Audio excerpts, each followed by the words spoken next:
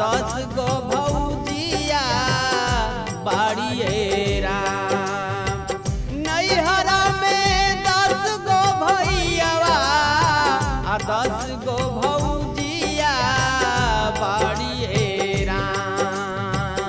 तब हुना मनवा अजोर लागे, तब हुना मनवा अजोर लागे। एक ही सजनवा बिना